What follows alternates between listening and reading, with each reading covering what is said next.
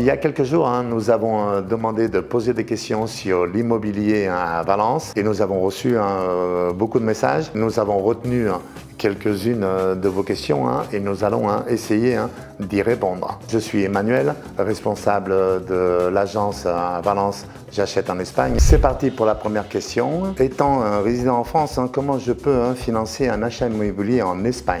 Pour pouvoir acheter un bien ici, deux solutions. Ou vous avez un bien en France qui n'est pas hypothéqué, donc vous pouvez demander une hypothèque directement. Ou alors sinon, faire un financement à travers d'une banque espagnole où il y a deux choses à savoir.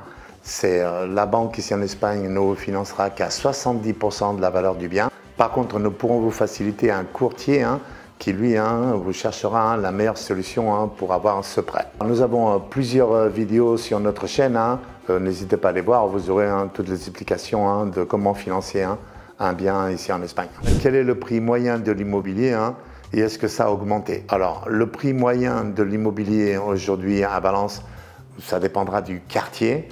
D'accord, puisque comme dans n'importe quelle région, aussi bien en France, je suppose qu'en Espagne, si vous allez au centre même de la ville, vous avez un prix qui est supérieur, et si on commence à lire aux alentours, le prix baisse.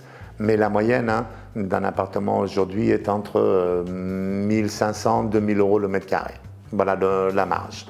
Et si ça a augmenté, oui, aujourd'hui, Valence est une des villes qui a chaque année augmenté ses prix en valeur de marché. Depuis l'année de la crise de 2008, Valence est l'une des villes qui s'est stagnée. Elle n'a pas augmenté naturellement pendant la crise, mais les prix n'ont pas baissé. Et une fois la crise passée, les prix ont recommencé à augmenter avec des moyennes de 10 voire 15% chaque année. On nous demande précisément quel est le prix au mètre carré d'un quartier de Valence qui est l'Horte de Sénabre et à quel prix peut-on louer un appartement. Le quartier de l'Horte de Sénabre est un quartier résidentiel, il est dans le sud de Valence. La valeur d'un bien à l'Horte de Sénabre dépendra de deux facteurs. D'abord, s'il est avec ascenseur ou non et son état. Si l'appartement et l'immeuble a un ascenseur, les prix sont entre 1500 et 1600 euros le mètre carré. Et si on part sur des quatrième étages sans ascenseur, là on sera autour des 1000 euros mètre carré. Après, valeur de location, toujours pareil, ça dépendra qu'est-ce qu'on apporte aux locataires. Et ça peut varier entre 800 et 900 euros de loyer par mois.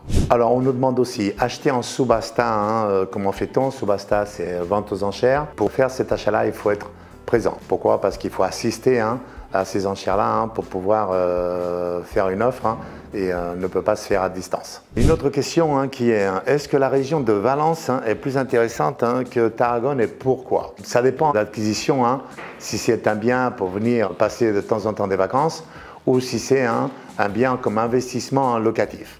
Aujourd'hui, Valence, en valeur de rentabilité, est une des meilleures régions pour pouvoir faire un investissement dans ce cadre-là. Autre question, quelles sont les particularités de Valence par rapport au reste de l'Espagne? Parle-t-on français?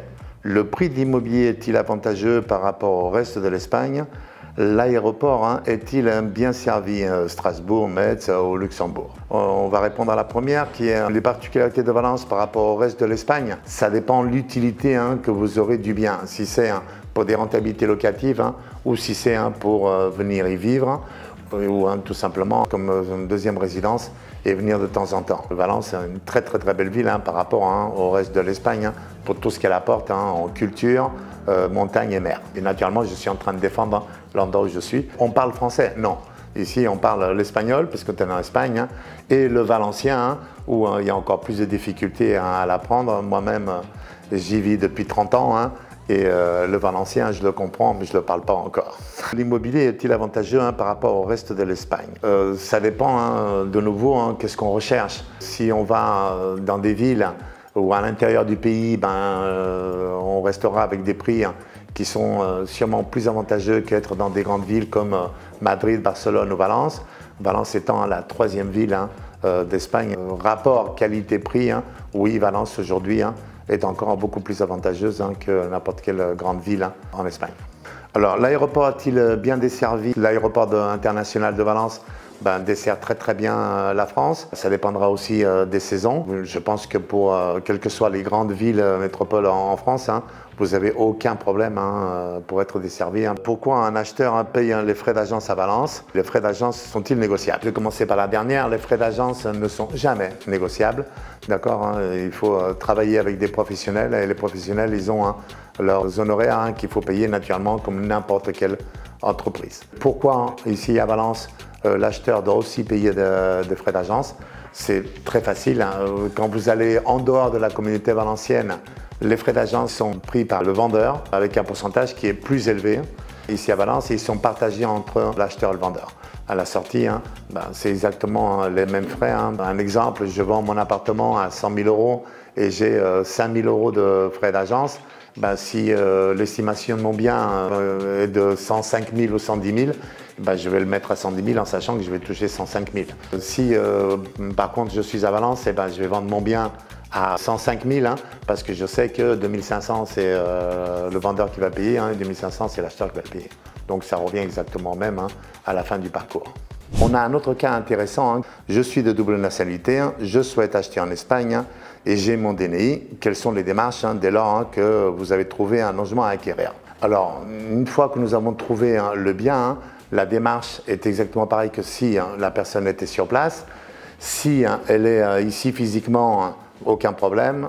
Chez le notaire, on signe, rien d'autre à faire. Maintenant, si la personne ne peut pas être là, elle peut nous faire une procuration et avec la procuration, nous ferons les démarches pour lui. Aucun problème. Dernière question, nous avons un autre cas où la personne est retraitée canadienne et elle nous demande s'il est possible d'acheter un bien modeste pas loin de la mer. Et quelles sont les démarches? Un bien modeste, oui, ça dépendra exactement ce que la personne recherche et quels sont ses critères. Les démarches, c'est à faire appel à nos services, se mettre en contact avec nous et à partir de là, nous lui faciliterons tout ce qu'il faut qu'il fasse pour obtenir ce bien.